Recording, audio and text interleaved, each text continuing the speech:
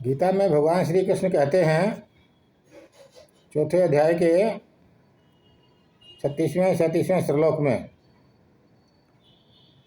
यथैधांसि समिद्धो अग्निर्भस्मसात् कुरुते अर्जुन, ज्ञान अग्नि सर्वकर्माणि भस्मसात् कुरुते तथा।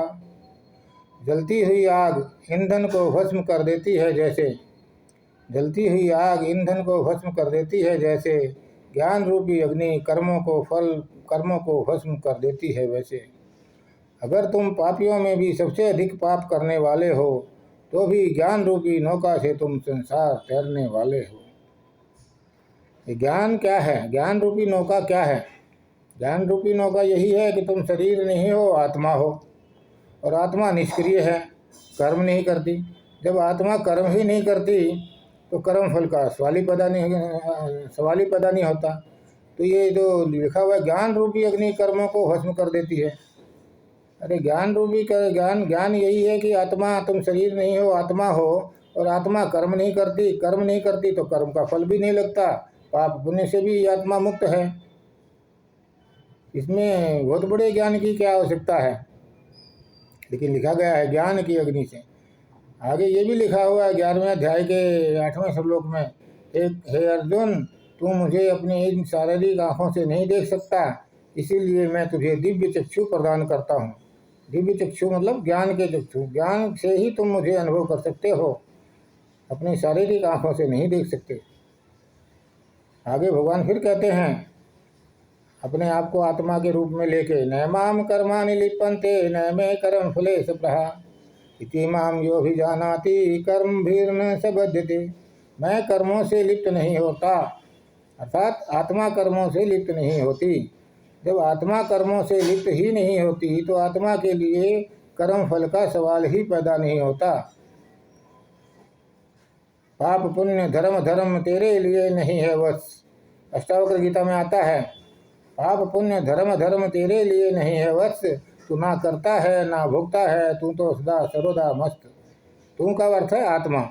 जैसे कृष्ण बोलते हैं नैमाम कर्माणि लिप्यन्ते, ऐसे अष्टावक्र बोलते हैं पाप पुण्य धर्म धर्म तेरे लिए नहीं है बस, तेरे लिए अर्थात आत्मा के लिए नहीं है बस।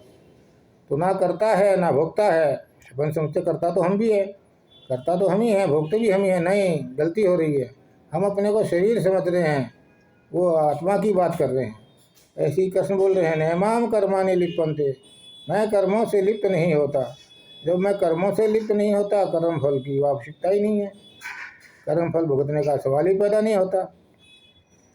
कर्मों के इति माम यो भी जानाति, इस तरह से जो मुझे जान लेते हैं, कर्म भीर्न स बध्यते, वो कर्मों से नहीं बंधते। कर्मों के फल में मेरी कोई इच्छा नहीं है पार्थ, कर्मों के फल में मेरी का अर्थ आत्मा की कोई इच्छा नहीं है पार्थ। कर्म प्रभाव इसलिए मुझे लिप्त करते नहीं है पार्थ, कर्म प्रभाव इसलिए आत्मा को लिप्त करते नहीं है पार्थ। इस तरह जो भक्त मुझे अच्छे से जान लेते हैं, इस तरह जो भक्त मुझे अच्छे से जान लेते हैं, वे कर्म या कर्म फल से कभी बंधते नहीं है पार्थ। मेन चीज़ है अपने को आत्मा समझना, अपने को कर्ता नहीं समझना।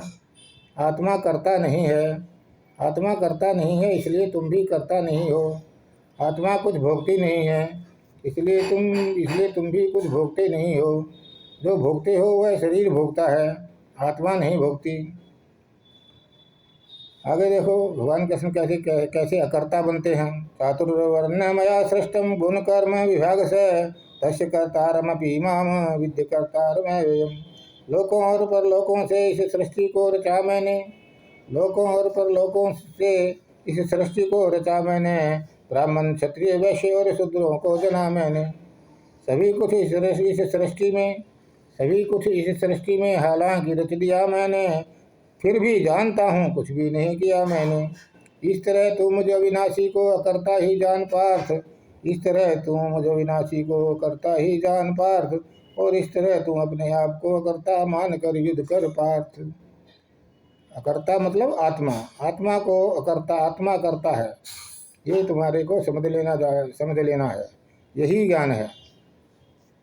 एक कथा आती है श्वेत केतु की उपनिषदों में। श्वेत केतु वापस लौटा तो उसके पिता ने देखा श्वेत केतु वापस लौट कर आ रहा है, आश्रम से अध्ययन करके श्वेतकेतु अकड़ता हुआ चला आ रहा है। पिता श्वेतकेतु को आता हुआ देखते हैं। 18 शास्त्र जो उन दिनों प्रचलित थे उन सब का ज्ञान लेकर आ रहा है। अब अकड़ में कोई कमी नहीं है। श्वेतकेतु ने घर में प्रवेश किया। पिता ने उससे पूछा, तू सब जानकर आ गया, ऐसा मालूम पड़ता है। उसने कहा, निश्चित ही, आप पूछ कर देख ले, मैं सब परीक्षाओं में उत्तीर्ण हुआ हूँ, सब शास्त्र कंठस्थ हैं। उसके लिए पिता ने पूछा कि तू अपने गुरु से वह भी जानकर आया इसको जान लेने के बाद में सब जान लिया जाता है, इसे जान लेने के बाद में कुछ जानना बाकी नहीं रहता। उसने कहा, वह क्या चीज़ है इसको जान लेने से सब जान लिया जाता है? ऐसी तो कोई चीज़ गुरु ने मुझे नहीं बताई, इसको जान लेने से सब जान लिया जाता है। मैं तो वही चीज़ें जानकर आया हूँ जिनको जान लेने से उन्हीं को जाना जाता है, सबका कोई सवाल नहीं उठता। तो पिता ने कहा, तो वापस जा, तो बेकार ही श्रम करके घर लौट आया। तेरी अकड़ ने ही मुझे कह दिया था कि वो ज्ञानी वापस आ रहा है।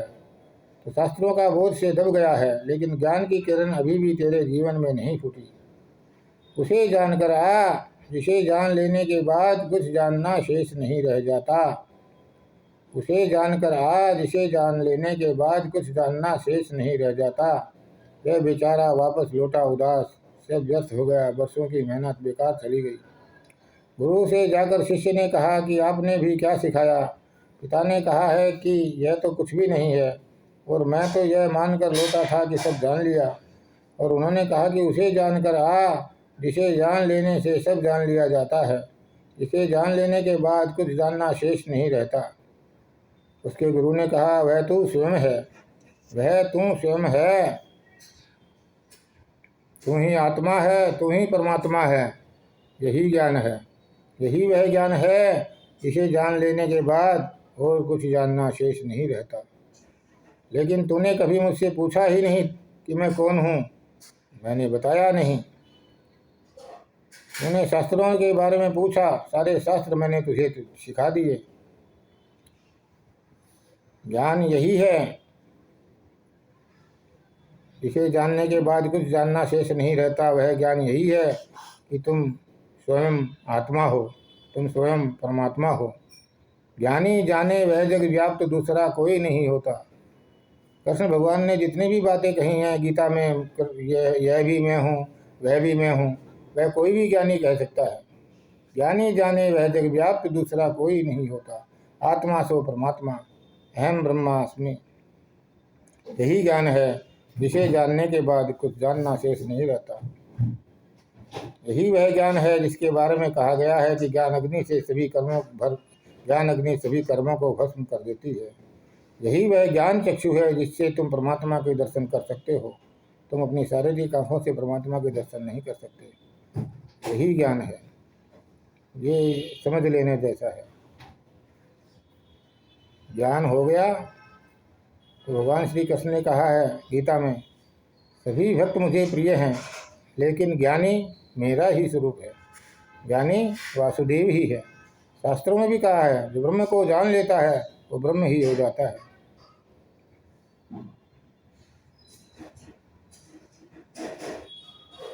जय श्री कृष्ण, जय श्री कृष्ण।